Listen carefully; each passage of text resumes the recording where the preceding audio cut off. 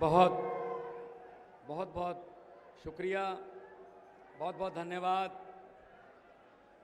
मेरे पास वो लफ्ज़ नहीं हैं जिनसे मैं आपका धन्यवाद करूं। एक मिनट,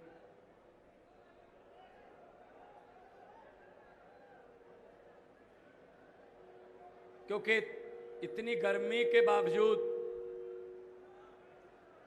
आप लोग धूप में खड़े रहे, इंतजार करते रहे। ये धूप में खड़े रहना, ये इंतजार करना और बिना कहे तालियां बजाना, ये इस बात का सबूत होता है कि लोग जो हैं वो बदलाव के लिए तैयार हैं। मंच पर आसीन आम आदमी पार्टी के नेशनल कन्वीनर, दिल्ली के मुख्यमंत्री और राजनीतिक धुरंधरों को धरती दिखाने वाले, राजनीतिक अपने आप को कभी ना हारने वालों की लिस्ट में अपने आप को समझने वालों को धरती पर उतारने वाले और आपकी धरती के, इस धरती के जम्पल अरविंद केजरीवाल जी वो आज आए हुए हैं। उनके लिए एक जोरदार तालियों से स्वागत होना चाहिए। राज्यसभा एमपी गुप्ता साहब, अशोक तंवर जी और हरियाणा की सारी, ढांडा साहब, हरियाणा की पूरी लीडरशिप और सबसे ज्यादा धन्यवाद जो मेरे सामने बैठे हैं आम आदमी पार्टी की रीढ़ की हड्डी जो कार्यकर्ता बैठे हैं। सबका स्वागत, नमस्कार, सत श्री अकाल। दोस्तों, ये कोई शक्ति प्रदर्शन नहीं है। हम तो वैसे आए थे, कल हिसार में थे, आदमपुर आए, प्यार दिया आपने, लेकिन आदमपुर का प्यार देखकर इस बात का अंदाजा सहजे ही लग सकता है कि आदमपुर वाले कुछ ना कुछ तो नया करने वाले हैं इस बार। भाई साहब, नेता आपके पास आते हैं, हमें वोट दो, आप वोट देते हो और विधानसभा में जाके कहते हैं हम इतने लाख लोगों के प्रतिनिधि हैं, हमें इस सवाल का जवाब दो, क्योंकि हमसे लोग सवाल पूछते हैं तो हम अपनी कंस्टिट्यूंसी में, अपनी विधानसभा में जाके क्या जवाब देंगे, वो विधानसभा में जाके कहते हैं। लेकिन मेरा सवाल ये है कि जब वो नेता पार्टी बदलते हैं तब आपसे पूछते हैं? क्या कुलदीप बिश्नोई ने आपसे पूछा कि मैं बीजेपी में चला जाऊं? नहीं पूछा ना। कोई हाथ खड़ा करके बता दो अगर पूछा हो। क्या जेजेपी ने आपसे पूछा, जब आपको बताया कि हमें वोट दो, हम खट्टर के साथ मिलकर सरकार बनाएंगे? नहीं पूछा। क्यों? फिर उस समय पब्लिक कहां होती है? यही बात करने के लिए आपके पास आए हैं। जो मशीन का बटन है, आदमपुर वालों, जो मशीन का बटन है, आपको 8 से 10 घंटे मिलते हैं उस बटन को दबाने के लिए। वो बटन ना तो हाथ के पंजे का है, वो बटन ना ही हाथी का है, वो बटन ना कमल के फूल का है, वो बटन ना किसी ऐनक का या चप्पल का है, वो बटन ना ही झाड़ू का है, वो बटन आपके बच्चों की अच्छी शिक्षा का बटन है, वो बटन आपके बुजुर्गों की अच्छी स्वास्थ्य का बटन है, वो बटन आपको मिलने वाली सस्ती बिजली का बटन है, वो बटन महिलाओं के लिए 1000 रुपए पर मंथ 18 साल से ऊपर, उनको मुआवजा मान सम्मान का बटन है। वो बटन व्यापारियों को यहाँ हरियाणा में काम करने के लिए उत्साहित करने का बटन है, वो किसी पार्टी का बटन नहीं है। ठेका नहीं ले रखा इन्होंने कि हमें यही दबाना है। जब ये बदल जाते हैं तुम बदल जाओ, इसमें क्या है। तो आदमपुर वालों, अभी आपके पास एक मौका आया है इनको सबक सिखाने का। इन्होंने क्या समझ रखा है जनता को। पंजाबी में कहावत है, कदे मर जा चिड़िए कदे ज्यों जा चिड़िए। पब्लिक को ऐसे समझ रखा है, 5 साल इधर ले गए 5 साल इधर ले गए, हम जब मर्जी इस्तीफा दे दें, हम दोबारा दूसरी पार्टी से आएंगे। लोगों का क्या है, वो तो वोट डालेंगे नहीं। आप इनको बता दो। आदमपुर वालों एक बात, क्योंकि हरियाणा और पंजाब छोटे बड़े भाई हैं, हमारा कल्चर हमारा सभ्याचार साझा है।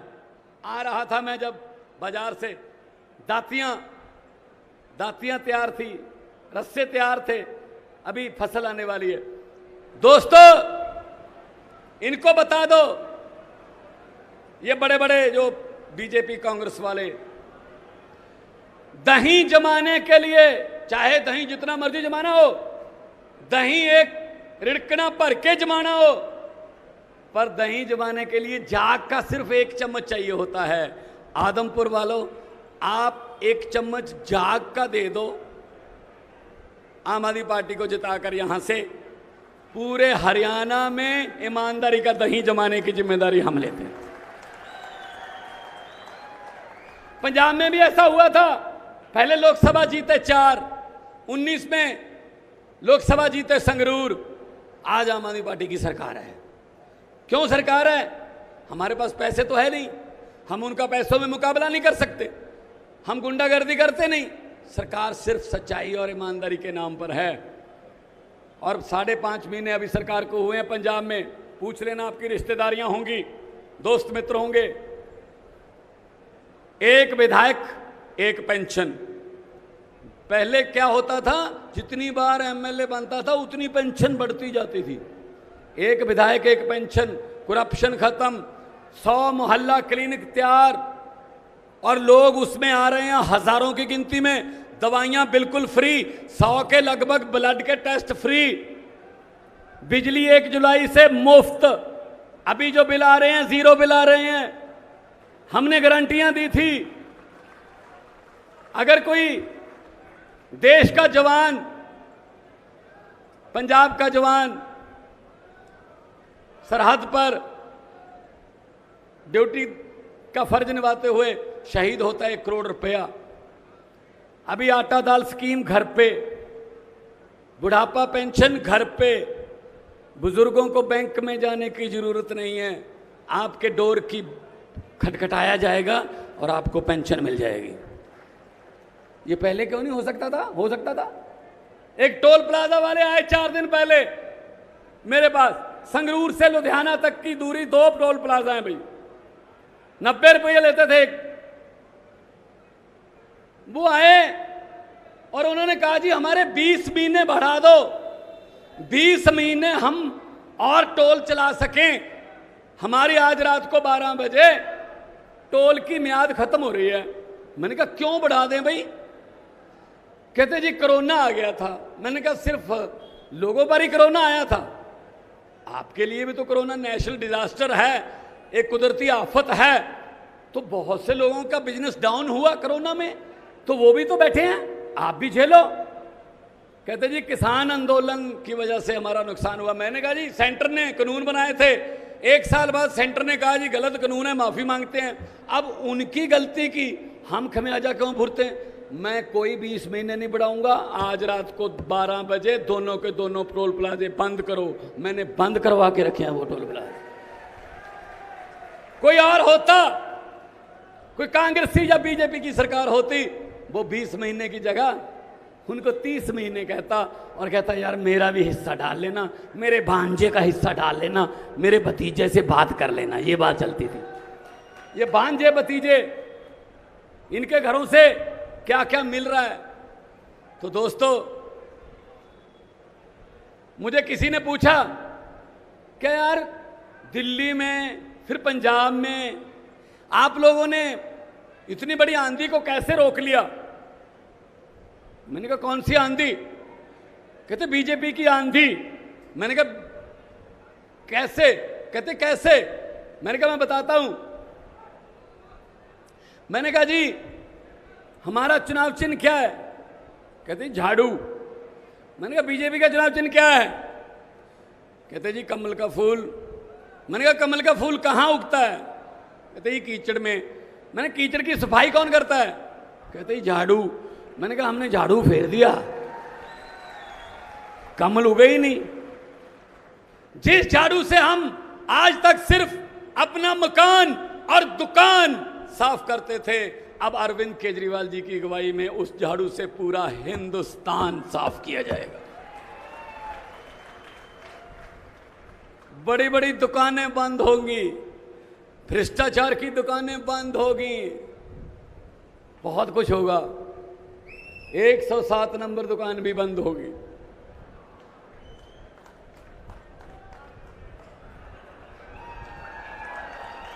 सही है ना? बंद हो जाएंगे ये। इन्होंने समझ क्या रखा अपने आप को यार? पब्लिक है, ये पब्लिक है, सब जानती है। लोकतंत्र में लोग बड़े होते हैं। लोग जब चाहें आदमी अर्श पर और कुलदीप बिश्नोई की तरह हंकार करे ऊपर जाकर, तो लोग कहते हैं आजा बेटा फर्श पर।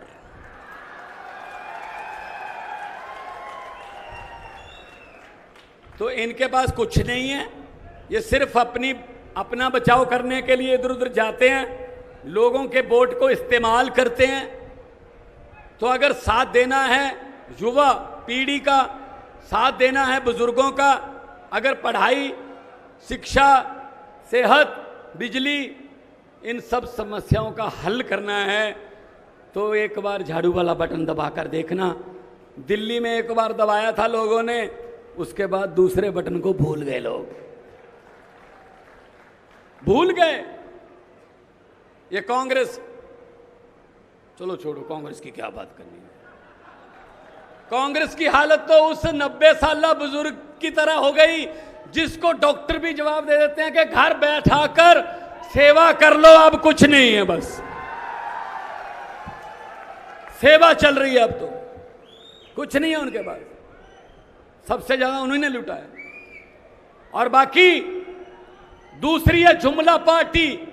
आजकल जुमलों की फैक्ट्री चल रही है, 24 घंटे जुमलों की फैक्ट्री में जुमले बन रहे हैं आपके लिए कि किस जुमले से भावनाएं भड़केंगी, किस जुमले से नफरत फैलेगी ज्यादा, किस जुमले को बोलने से लोग आपस में लड़ेंगे।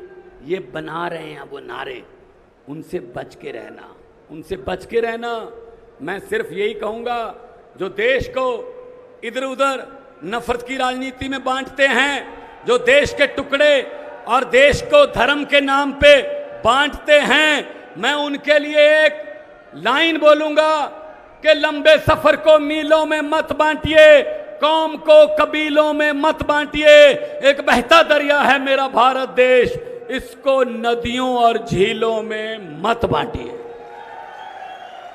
2 नारे लगाएंगे, हाथ ऊपर करके, पता चल जाना चाहिए, क्योंकि उनके भी आदमी खड़े हैं यहां, उनको पता चल जाना चाहिए कि गलती हो गई है आपसे, बस इस्तीफा देके उनको पता चल जाना चाहिए कि इस बार नहीं। ऐसा लोगों को हम ग्रांटेड नहीं ले सकते। आपके नारों की आवाज बता देगी। एक बार क्या हुआ, मैं उससे पहले जब 2015 के चुनाव थे तो रामलीला ग्राउंड में नरेंद्र मोदी जी की रैली हुई, तो लाइव चल रही थी, मैं सीएम साहब के पास बैठा था दिल्ली में, तो रश हुआ, उसके बाद नारे लगाने लगे। वो नारे लगाते हुए देखकर मैंने सीएम साहब को कहा, मैंने कहा जी शपथ लेने की तैयारी करो, हमारी सरकार बनेगी। इन्होंने कहा जी आपको कैसे पता चला? मैंने कहा जी नारे देखकर। कहते नारे तो ठीक लग रहे हैं। मैंने कहा नहीं सर, नारा लगाने के अंदाज से पब्लिक बता देती है। वो कहते थे, स्टेज से आवाज आती थी हर हर मोदी, तो लोगों में से आवाज आती थी घर घर मोदी, मतलब हाथ ऊपर जाता था, गर्दन नीचे जाती थी। मैंने कहा जी दिहाड़ी पर आए हैं, ये वोट नहीं डालेंगे। नाराज सच्चा जब लगता है तो गर्दन भी ऊंची जाती है, हाथ भी ऊपर उठता है। 2 नारे लगा के बता दो, इनकलाब, थोड़ा और, इनकलाब, इनकलाब, वंदे भारत माता की, बोले सोनिया। बहुत बहुत धन्यवाद, बहुत बहुत धन्यवाद। बहुत बहुत धन्यवाद आदरणीय भगवंत मान जी। और हरियाणवी स्टाइल में हम स्वागत जरूर करना चाहेंगे आदरणीय भगवंत मान जी का कि जड़े सर पे बोरला, ढूंगे पे दामन और दूध दही का खाना, ईसा एंडी महारा हरियाणा। भगवान बराबर मानना सा, भगवान बराबर मानना सा। जो मेहमान हमारे हैं सतोज गांव ते संगरूर जिला ते भगवंत मान पधारे हैं। धन्यवाद जी, आपका हो गया आदमपुर में आना। ईसा एंडी महारा हरियाणा, ईसा एंडी महारा हरियाणा। बहुत बहुत धन्यवाद आपका, जो आपने इन युवाओं को एक नया मार्गदर्शन दिया, इस हरियाणा को एक नई दिशा देने का काम किया। अब मैं ज़्यादा समय ना लेते हुए स्वागत के लिए एक बार बुलाना चाहूँगा बिश्नोई समाज से गुरमेश जी, ओम प्रकाश पुनिया जी, श्री राम जागू जी एक बार आए। और महिला विंग की कार्यकारिणी अध्यक्ष अनु काजान जी और उनकी टीम आदरणीय अरविंद जी को एक उपहार देकर सम्मानित करेंगे, उनको भी मैं बुलाना चाहूँगा। और हमारे बीच सतपाल चालिया जी, प्रेसिडेंट रविदास सभा, वो भी पहुँचे और आदरणीय अरविंद जी का यहाँ पर स्वागत करें।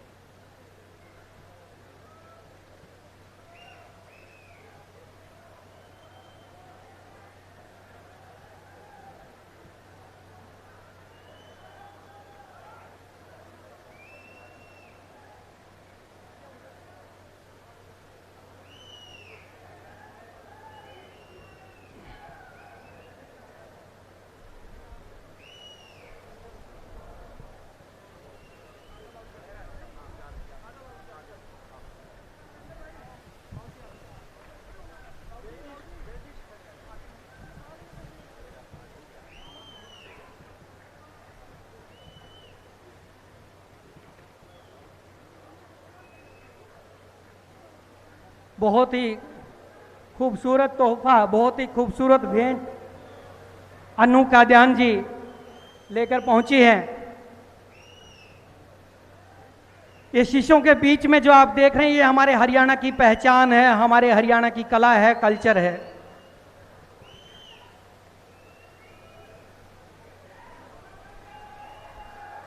बहुत शानदार। वो बॉलीवुड वाले कहते हैं बेबी डॉल में सोने दी, यहां देखो बेबी डॉल में गामा की। जो हमारी बेबी डॉल है वो ऐसी होती है, इतनी सुंदर होती है, और ऐसा परिधान हमारा होता है। फूल की बच्चियां चूड़ी छेड़ा से।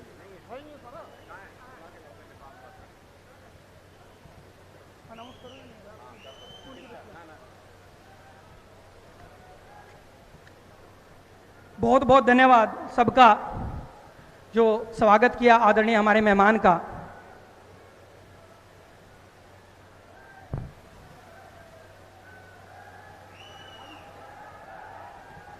मैं रिक्वेस्ट करूंगा पीछे जो साथी खड़े हैं वो खाली कर दे फ्रेम पीछे, क्योंकि हमारा जो मुख्य उद्देश्य है वो मीडिया के कैमरे में दिखना चाहिए। मेक इंडिया नंबर 1 जिस मिशन को अरविंद केजरीवाल जी लेकर चले हैं वो जरूर दिखना चाहिए। और अब आप सुनने जा रहे हैं उनको जिनको राजनीति में सेंटर की सरकारों ने कभी सीबीआई के द्वारा, कभी किसी हथकंडे के द्वारा दबाने की कोशिश की।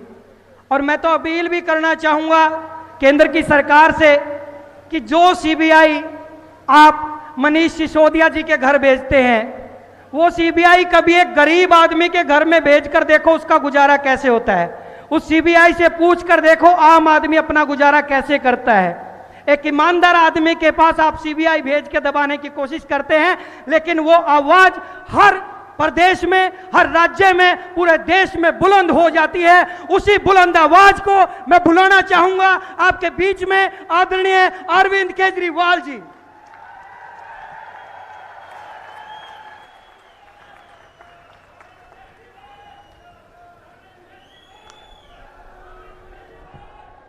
एक बार सारे जने मुट्ठी बंद करके, हाथ ऊपर करके और पूरे जोश से बोलेंगे, भारत माता की, भारत माता की, इनकलाब, इनकलाब, वंदे, वंदे। आज इतनी भारी संख्या में आए हुए मेरे सभी भाइयों बहनों, माताओं, बुजुर्गों, चाचे, ताऊ, मामे, नाना, नानी, दादा, दादी, आप सब लोगों को मेरा नमस्कार, सबको मेरा प्रणाम। सबसे पहले आपका तहे दिल से मैं शुक्रिया अदा करना चाहता हूं। इतनी धूप में आप लोग इतने भारी संख्या में अपने अपने घर से दूर दूर से आए हो, हमारी बात सुनने के लिए, हमसे बात करने के लिए। मैं दिल से आपका बहुत बहुत आभारी हूं। और आज आदमपुर आके तो बहुत अच्छा लग रहा है। आदमपुर में बहुत रिश्तेदारियां हमारी। मेरे चाचा जी आदमपुर ब्याहे हुए हैं, मेरी चाची आदमपुर की है। मेरा एक भाई आदमपुर ब्याया हुआ है, मेरी भाभी आदमपुर की है। और दूर की रिश्तेदारियां तो कितने चाचे, ताऊ, मामा, मामी, कितने सारे बैठे हैं अभी यहाँ पे सामने। आप सब लोगों को मैं प्रणाम करता हूं।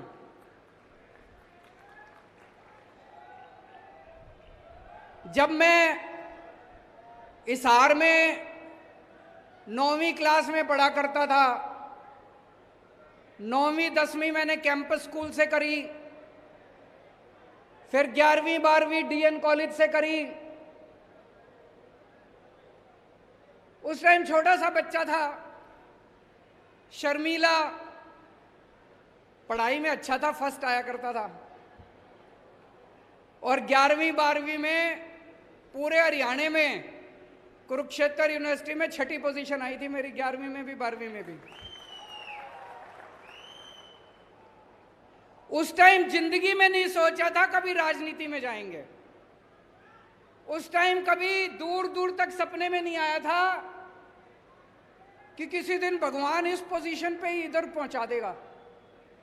लेकिन भगवान की अपनी माया है जी, जिंदगी का क्या पता चलता है, भगवान कहीं भी ले जाता है जिंदगी को।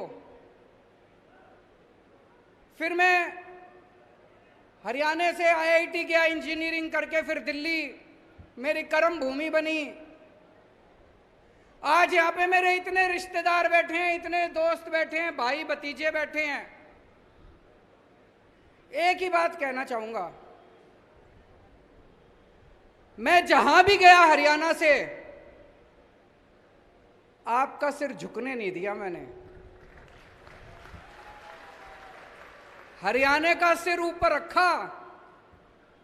दिल्ली में आज जितने काम कर रहा हूं मैं, दिल्ली के इतने स्कूल ठीक कर दिए, स्कूल शानदार कर दिए। सुना आपने दिल्ली के स्कूल अच्छे हो गए?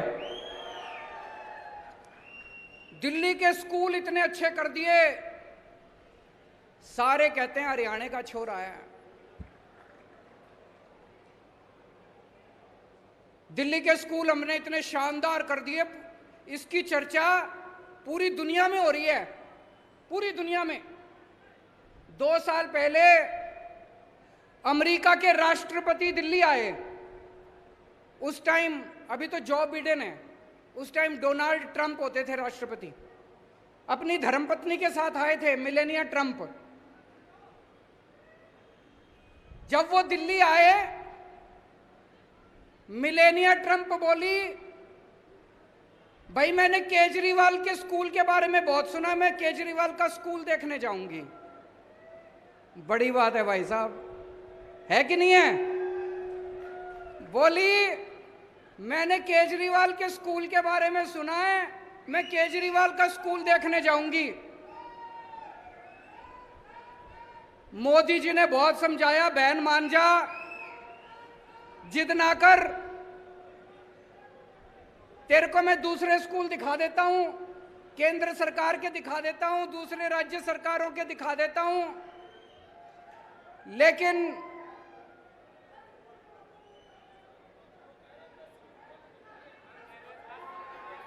वो ये कह रहे हैं कि हरियाणा में स्कूल बंद कर दिए। मैं आऊंगा, मैं बात करूंगा उसके बच्चे, चिंता ना करो। वो ये कह रहे हैं हरियाणा में स्कूल बंद कर दिए, मैं उसकी बात करूंगा, चिंता ना करो, बैठो बैठो बैठो, मैं उसकी बात उठाऊंगा उसकी। अमेरिका के राष्ट्रपति की पत्नी दिल्ली के स्कूल देखने के लिए आई। अमेरिका का राष्ट्रपति पूरी दुनिया में घूमता है, उसकी पत्नी उसके साथ घूमती है। किसी देश में मेलानिया ट्रंप किसी का स्कूल देखने नहीं गई, दिल्ली के अंदर केजरीवाल के स्कूल देखने के लिए आई। भाई साहब,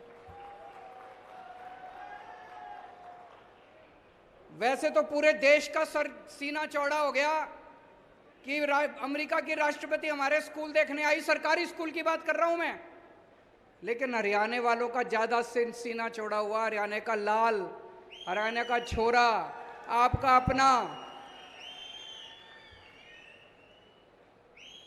हमने दिल्ली के अंदर अस्पताल, बड़े सरकारी अस्पताल इतने शानदार कर दिए, इतने अच्छे कर दिए सरकारी अस्पताल, एयर कंडीशनड, सारी दवाइयां मुफ्त कर दी, सारे टेस्ट मुफ्त कर दिए। आपका 10 रुपए का खर्चा हो चाहे 20 लाख रुपए का खर्चा हो, सारा इलाज मुफ्त है दिल्ली के अंदर, चाहे अमीर आदमी हो चाहे गरीब आदमी हो, सबका इलाज मुफ्त है भाई साहब, सबका इलाज मुफ्त है। मोहल्ला क्लिनिक खोल दिए जगह जगह। मोहल्ला क्लिनिक देखने के लिए नॉर्वे की प्रधानमंत्री आई, नॉर्वे की प्रधानमंत्री दिल्ली के लिए, और बोली अपने मीडिया में कि केजरीवाल जैसे मोहल्ला क्लिनिक पूरी दुनिया में खुलने चाहिए। दिल्ली में हमने बिजली 24 घंटे कर दी, दिल्ली में हमने बिजली मुफ्त कर दी, बिजली मुफ्त कर दी, बिजली 24 घंटे कर दी। ये जादू है भाई साहब, मुफ्त बिजली और 24 घंटे बिजली। ये ऊपर वाले ने वरदान दिया है केवल केजरीवाल को कि भाई यही कर सकता है, मुफ्त भी कर सकता है और 24 घंटे भी कर सकता है। ये वरदान और किसी को नहीं मिला, केवल मेरे को मिला हुआ है, ऊपर वाले की दया है, ऊपर वाले की कृपा है। मैं मुफ्त भी बिजली देता हूं और 24 जीरो भी लाते हैं। और दिल्ली में पिछले 5 साल में भाई साहब 12 लाख बच्चों को मैंने रोजगार दिलवाया है, 12 लाख बच्चों को। अब मेरा भाई है भगवंत मान, पंजाब का मुख्यमंत्री बना है। इन्होंने भ्रष्टाचार खत्म कर दिया सारे सरकारी दफ्तरों से।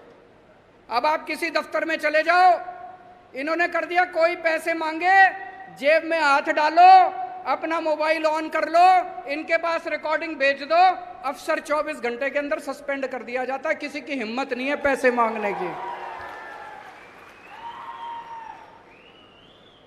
अभी इनकी सरकार को 6 महीने भी नहीं हुए, 100 मोहल्ला क्लिनिक खोल दिए और भाई साहब जीरो बिजली के बिल इनके यहां भी आने लग गए। मैंने अपनी विद्या इनको भी सिखा दी, 24 घंटे बिजली और जीरो बिल आने लग गए पंजाब में भी। स्कूल भी ठीक करने चालू कर दिए इन्होंने। अब मैं हरियाणा वालों से कह रहा हूं, पूरी दुनिया के स्कूल ठीक करता घूम रहा हूं मैं, पूरी दुनिया के अस्पताल ठीक करता घूम रहा हूं मैं, पूरी दुनिया में मोहल्ला क्लिनिक बनाता घूम रहा हूं मैं, पूरी दुनिया की बिजली मुफ्त करता घूम रहा हूं। हरियाणा वाले तुम भी करा लो मेरे से। भाई मेरी जन्मभूमि है, मेरा अपना ही राज्य है, मेरा अपना ही गांव है, आप क्यों नहीं कराते मेरे से? हरियाणा के भी स्कूल ठीक करा लो। वो खट्टर साहब रोज स्कूल बंद करते घूम रहे हैं, वो बच्चा अभी खड़ा होके चिल्ला रहा था, सरकारी स्कूल बंद करते घूम रहे हैं। बताओ, सरकारी स्कूल बंद कर देंगे, एक आम आदमी अपने बच्चों को कहां भेजेगा? 18 लाख बच्चे पढ़ते हैं हरियाणा के सरकारी स्कूलों में, कबाड़ खाना बना रखा है सरकारी स्कूलों को इन्होंने, है कि नहीं है? मजबूरी में भेजता है एक आम आदमी अपने बच्चों को सरकारी स्कूलों में, 2 पैसे आ जाएं आदमी प्राइवेट में भेजता है। दिल्ली में हमने उल्टी गंगा बहा दी। दिल्ली में भाई साहब पिछले 2 साल में 3 साल में 4 लाख बच्चों ने अपने नाम प्राइवेट से कटवा के सरकारी स्कूल में करवाए हैं। बड़ी बात है। अब अमीर लोग भी अपने बच्चों को प्राइवेट स्कूल से नाम कटा कटा के सरकारी स्कूल में करा रहे हैं दिल्ली के अंदर। हरियाणा में भी करा लो यार मेरे से, ये मैं कर दूंगा हरियाणा में भी। हरियाणा के स्कूल भी ठीक कर दूंगा, करने आते हैं मेरे को। हरियाणा के स्कूल ठीक करा लो। प्राइवेट स्कूलों को ठीक कर दिया मैंने दिल्ली में। पहले हर साल फीस बढ़ा दिया करते थे, अनाप शनाप, development fund, picnic fund, library fund, फलाना फंड, ढिमका फंड, सारे फंड बंद कर दिए। हमने कहा खबरदार कोई फीस बढ़ाएगा तो। सारे स्कूलों की ऑडिट करा दी प्राइवेट वालों की, चुप हो गए सारे, घर जाके बैठ गए। थोड़ा सा हरियाणा के लिए भी मेरे से काम करा लो यार, आपका ही छोरा हूं। पूरे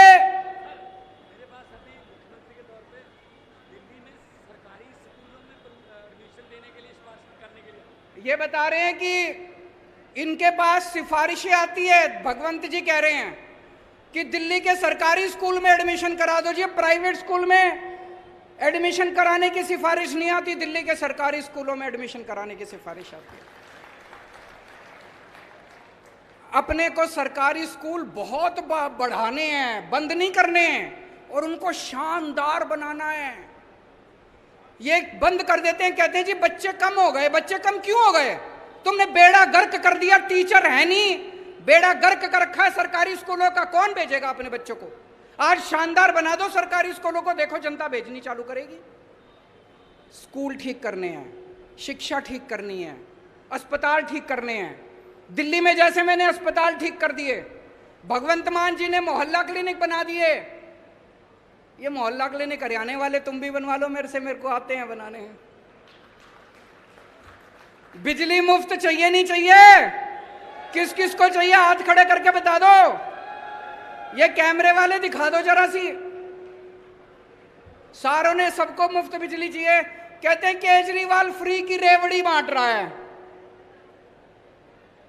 ये एक एक मंत्री, इनका एक एक मंत्री को 4-4 हजार यूनिट बिजली मुफ्त मिलती है हर महीने। वो फ्री की रेवड़ी नहीं है। केजरीवाल ने 300 यूनिट मुफ्त दे दी लोगों को, कहते हैं फ्री की रेवड़ी बांट रहा है।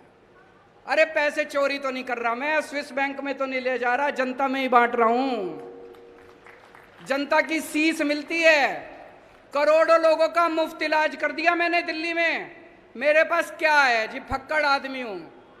मेरे पास कुछ नहीं है, ना मेरे बैंक अकाउंट में पैसा, ना हमारी इन्होंने सीबीआई भी भेज ली, ईडी भी भेज ली, कुछ नहीं मिला। मेरे पास कुछ नहीं है, बस जनता की दुआएं हैं, जनता का आशीर्वाद है। जो करोड़ों लोगों का इलाज कराया, जिन लाखों लोगों के बच्चों को हमने अच्छी शिक्षा दी, उनका आशीर्वाद है हमारे साथ। तो दोस्तों 2 साल बाद हरियाणा का चुनाव है। एक मौका अपने लाल को दे के देख लो, एक मौका केजरीवाल को, एक मौका दे दो। हरियाणा को ना बदल दूं तो मेरे को लात मार के हरियाणा से बाहर फेंक देना, दोबारा हरियाणा में नहीं आऊंगा। मंजूर है? 2 साल बाद चुनाव है, लेकिन उसका ट्रेलर अभी है। उसका ट्रेलर अभी है। हम आदमपुर में बैठे हैं। आदमपुर का चुनाव 3-4 महीने बाद है। अभी जो आपका मौजूदा विधायक है, मेरे को बताया गया 1998 से 24 साल से विधायक है वो। उसने कुछ अच्छा काम करा हो तो उसको वोट दे देना, और नहीं करा हो तो इस बार बदलाव लाना, इस बार अपने को चेंज लाना, परिवर्तन लाना है। 2019 में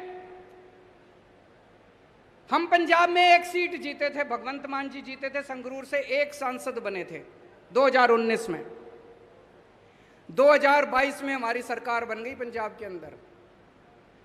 आज 2022 में आदमपुर की सीट जिता दो, आपको यकीन दिला रहा हूं 2024 के अंदर आम आदमी पार्टी की सरकार हरियाणा के अंदर बननी है। एक टाइम था जब आदमपुर की टोर होती थी पूरे हरियाणा के अंदर, चौधराहट थी कि नहीं थी? आदमपुर की चौधराहट होती थी पूरे हरियाणा में, नाम था आदमपुर का। कहां गई टोर? इस बार आम आदमी पार्टी को जिता दो, पूरे देश में, चेन्नई में, वेस्ट बंगाल में, असम में, केरला में चर्चे हो जाएंगे आदमपुर में केजरीवाल की पार्टी जीत गई। आदमपुर में सारी दुनिया जान जाएगी नक्शे पे आदमपुर भी है, सारी दुनिया जान जाएगी, चौधराहट वापस आ जाएगी और आदमपुर गेट होगा। उस गेट के जरिए आम आदमी पार्टी हरियाणा के अंदर 2024 में सरकार बनाएगी। और आज मैं इस मंच से खासकर जितने मेरे युवा बच्चे हैं, युवा भाई हैं, युवा बहनें हैं, उनको अपील करना चाहता हूं। आपको लगना पड़ेगा, नई राजनीति लेके आनी है, ये पुरानी राजनीति खत्म करनी है।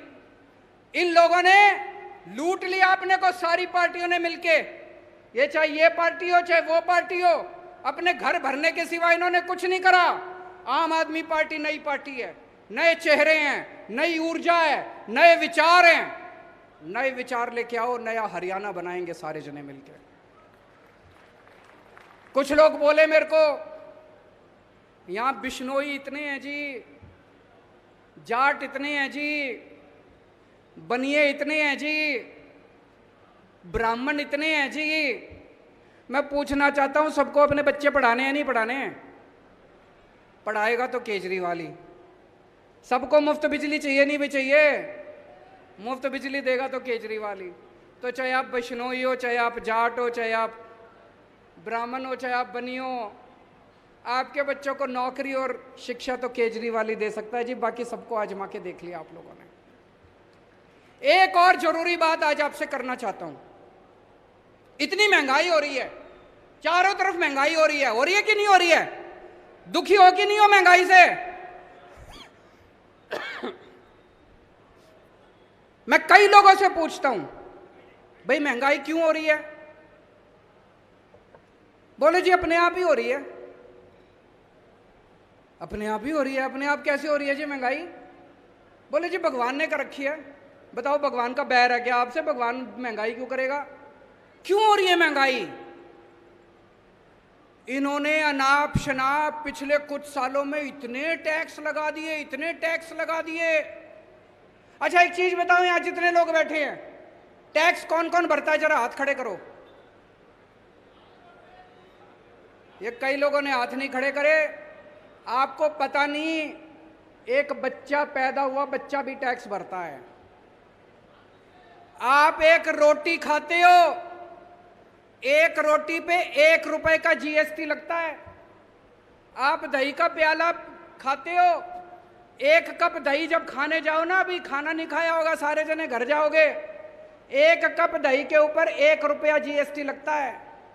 आपने ये जितने कपड़े पहन रखे हैं इस पे टैक्स लगता है। आपका पंखा चलता है, पंखे पे टैक्स लगता है, बिजली पे टैक्स लगता है, दही पे टैक्स लगता है, शहद पे टैक्स लगता है, गेहूं पे टैक्स लगता है, चावल पे टैक्स लगता है। पिछले दिनों इन्होंने खाने पीने की सारी चीजों के ऊपर टैक्स लगा दिया। इतना टैक्स, इतना टैक्स। इस वजह से महंगाई हो रही है। बस सांस लेना ही बाकी है, चिंता ना करो, एक बारी और आ गए तो उस पे भी लग जाएगा टैक्स। अब ये आइडिया मत दो, वो सुन लेंगे। सब चीजों पे टैक्स लगा दिया जी। भी पिछले थोड़े दिन पहले इन्होंने छाछ पे टैक्स लगा दिया, दही पे टैक्स लगा दिया, गेहूं पे टैक्स लगा दिया, चावल पे टैक्स लगा दिया, शहद पे टैक्स लगा दिया, हर चीज पे, खाने पीने की हर चीज पे टैक्स लगा दिया। भाई साहब, अंग्रेजों ने भी खाने पीने की चीजों पे टैक्स नहीं लगाया था। तो ये इतना लाखों करोड़ों अरबों खरबों रुपया जो इनका ये टैक्स जो आप देते हो, रोटी पे देते हो, चावल पे देते हो, ये कहां जाता है? ये सारा पैसा इनके सरकार के पास जाता है। और सरकार इस अरबों खरबों रुपए का क्या करती है? मैं आपसे पूछना चाहता हूं, कोई आपके इलाके में कोई सड़क बनी हो पिछले 5-7 साल में? कोई स्कूल बना हो, कोई अस्पताल बना हो, कोई सरकारी काम हुआ हो? कोई दूर दूर तक सरकारी काम दिखाई नहीं देता। तो ये अरबों खरबों रुपया जा कहाँ रहा है? ये जा रहा है इनके दोस्तों की जेब में। मैं आज लिस्ट लेके आया हूं, ये इनके दोस्तों के अरबों खरबों के इन्होंने कर्जे माफ कर दिए अपने दोस्तों के। इनके दोस्तों ने, इनके कई दोस्त हैं अरबपति, करोड़पति, खरबपति, उन्होंने बैंकों से कर्जे ले रखे हैं। किसी ने 5,000 करोड़, किसी ने 10,000 करोड़। और जब कर्जे वापस करने की बात आई, बैंक आया उनके पास, तो उनकी नीयत खराब हो गई। वो इनके पास गए, बोले जी हमारे कर्जे माफ करा दो। ये किसानों के कर्जे माफ नहीं करते, ये स्टूडेंट्स के कर्जे माफ नहीं करते। इन्होंने अपने अरबपति खरबपति दोस्तों के कर्जे करोड़ों करोड़ों करोड़ों के, लाखों करोड़ों के कर्जे माफ कर दिए। जैसे मैं बताता हूं आपको, मैं लिस्ट लेके आया हूं। इन्होंने, इनका एक दोस्त है, उसने 87,000 करोड़ रुपए का कर्जा ले रखा है। एक आदमी ने 87,000 करोड़ रुपए का कर्जा सारा माफ कर दिया, सारा माफ कर दिया। कहां से पैसा आया? आपकी रोटी पे आपने जो जीएसटी दिया था उसका पैसा, आपके बच्चे का जो दूध पे टैक्स दिया था उसका पैसा। एक और दोस्त है, उसका 12,000 करोड़ रुपए का कर्जा सारा माफ कर दिया जी, सारा। 10 लाख करोड़ रुपए के कर्जे माफ कर दिए इन्होंने आपके टैक्स के पैसे से। इसलिए महंगाई हो रही है। और जब पैसे कम पड़ जाते हैं, कोई दोस्त आता है इनका, कहता है जी मेरे 7,000 करोड़ है, मेरे को माफ कर दो। तो ये अपने मंत्री को बुलाते हैं, कहते हैं भाई छाछ पे टैक्स बढ़ा दो। तो छाछ पे टैक्स बढ़ा देते हैं। जो पैसा आता है उससे अपने दूसरे दोस्त का कर्जा माफ कर देते हैं। फिर एक और दोस्त आता है, कहता है जी मैंने 9,000 करोड़ का कर्जा ले रखा है, मेरा माफ कर दो। फिर ये मंत्री को बुलाते हैं, कहते हैं दही पे टैक्स बढ़ा दो, दही पे टैक्स बढ़ा देते हैं। ये जितनी बात कह रहा हूं मैं सच बोल रहा हूं। अगर मैं कुछ भी झूठ बोलूंगा ये केस कर देंगे कल मेरे ऊपर। पढ़ा लिखा आदमी हूं मैं, इनकम टैक्स का आदमी हूं, सब समझता हूं इनके चोरी चकारी सारी। अभी इन्होंने दिल्ली में हमारी सरकार गिराने की कोशिश करी। सोचो इनकी हिम्मत। दिल्ली में हमारे 70 में से 62 सीट हमारी है। इन्होंने प्लानिंग बनाई, केजरीवाल के 40 एमएलए तोड़ेंगे। इन्होंने कहा 20-20 करोड़ रुपए में एमएलए खरीदेंगे। हमारे एमएलए को मिले ये लोग, एक एक एमएलए को मिले, बोले 20 करोड़ रुपए ले लो, केजरीवाल की पार्टी छोड़ दो, बीजेपी में आ जाओ, मंत्री भी बनाएंगे और 20 करोड़ भी देंगे। पर भाई साहब हमारे सारे ईमानदार आदमी हैं, अच्छे लोग हैं, शरीफ लोग हैं, सबने आके मेरे को बता दिया 40 एमएलए तोड़ने थे इनको। 20-20 करोड़ के हिसाब से 800 करोड़ रुपए लेके आए थे ये। 800 करोड़ रुपए, बताओ जी कहां से आए 800 करोड़ रुपए? अब इन्होंने मध्य प्रदेश में सरकार तोड़ी। कितने एमएलए खरीदे वहां पे? फ्री में थोड़ी खरीदे। कोई कह रहा 50 करोड़ में खरीदे, कोई कह रहा 40 करोड़ में खरीदे। इन्होंने मध्य प्रदेश में सरकार तोड़ी, इन्होंने कर्नाटक में सरकार तोड़ी, इन्होंने गोवा में सरकार तोड़ी, इन्होंने असम में सरकार तोड़ी। 277 एमएलए खरीद चुके अभी तक ये। 277, 20-20 करोड़ रुपए के हिसाब से भी लगा लो, 6,000 करोड़ रुपए इन्होंने एमएलए खरीदने में लगा दिए। ये पैसा कहां से आया जी? ये आपके टैक्स का पैसा है, ये जीएसटी का पैसा है, ये दूध दही के ऊपर टैक्स का पैसा है। इसलिए महंगाई हो रही है भाई साहब, इसलिए समझ के जाना। आज मैं एक स्पेशल मिशन को लेके आया हूं आपके बीच में। देश को आजाद हुए 75 साल हो गए। 75 साल कम नहीं होते। इन 75 सालों में कितने देश हमसे आगे निकल गए, कितने देश हमसे आगे निकल गए। सवाल उठता है हम पीछे क्यों रह गए? हम किसी से कम थोड़ी हैं भाई साहब। मैं हमेशा कहता हूं ऊपर वाले ने जब इंसान बनाया पृथ्वी के ऊपर, सबसे इंटेलिजेंट लोग ऊपर वाले ने इंडिया में बनाए थे, भारत में बनाए थे सबसे इंटेलिजेंट लोग। फिर हम पीछे क्यों रह गए? हमारा देश गरीब क्यों रह गया? हमारे बच्चों को अच्छी शिक्षा क्यों नहीं मिलती? हमारे लोग अनपढ़ क्यों रह गए? ये प्रश्न उठता है। हमारे पास किस चीज की कमी है? भगवान ने, ऊपर वाले ने भारत को सब कुछ दिया है, नदियां दी है, पहाड़ दिए हैं, खनिज पदार्थ दिए हैं, फसलें दी हैं, जड़ी बूटियां दी हैं, समुद्र दिया है, सब कुछ दिया है, फिर हम पीछे क्यों रह गए? तो दोस्तों, ये 75 साल में इन नेताओं और इन पार्टियों ने गंदी राजनीति करी है, राजनीति के सिवा कुछ नहीं करा, अपने घर भरने के सिवा कुछ नहीं करा। एक ही उम्मीद है, उसी के लिए निकला हूं मैं, दिल्ली से पूरे देश में जाऊंगा। 130 करोड़ लोगों को इकट्ठा करना है इस देश के। जिस दिन 130 करोड़ लोग इकट्ठे हो गए, भारत को दुनिया का नंबर 1 देश बनने से कोई नहीं रोक सकता। हमें भारत को, इंडिया को नंबर 1 देश बनाना है कि नहीं बनाना है? भारत को दुनिया का नंबर 1 देश बनाना है कि नहीं बनाना है? हमें अपने बच्चों को अच्छी शिक्षा देनी पड़ेगी, बच्चों को रोजगार देना पड़ेगा, अच्छा इलाज करना पड़ेगा, स्कूल खोलने पड़ेंगे, अस्पताल खोलने पड़ेंगे। जब तक ये नहीं होगा, तब तक भारत दुनिया का नंबर 1 देश नहीं बन सकता। 75 साल पहले हम सारे इकट्ठे हुए थे, हमने अंग्रेजों को उठा के बाहर फेंक दिया। एक बार फिर सारे इकट्ठे हो जाओ, भारत को दुनिया का नंबर 1 देश बनाएंगे, मिलके बनाएंगे। सबको जोड़ने एक नंबर मैं जारी कर रहा हूं, नंबर नोट कर लेना, सब अपने अपने फोन निकाल लो, उस फोन से मिस कॉल मारना। मिस कॉल मारोगे तो आप हमारे साथ व्हाट्सएप पे जुड़ जाओगे। 951000 1000 951000 1000। जो लोग, और इसमें कोई पार्टीबाजी नहीं है, आप बीजेपी के हो तो भी जुड़ो, कांग्रेस के हो तो भी जुड़ो। जो लोग इस देश को दुनिया का नंबर 1 देश बनाना चाहते हैं, सारे लोग इस मिशन के साथ जुड़ो। सबको जोड़ने के लिए निकला हूं मैं। मेरी जिंदगी का अब एक ही मकसद है कि भारत को किसी भी हालत में दुनिया का नंबर 1 देश बनाना है। हम सारे मिलके बनाएंगे, अकेले किसी के बस की बात नहीं है। पूरा देश इकट्ठा करेंगे, पूरा देश एकजुट होगा। सब लोग इस नंबर पे मिस कॉल मारना और अपने ज़्यादा से ज़्यादा दोस्तों को इस नंबर पे मिस कॉल मारने के लिए बोलना। मैं अब नारा लगाऊंगा, मेक इंडिया, आप बोलेंगे number 1। Make India, make India, make India. Bharat माता की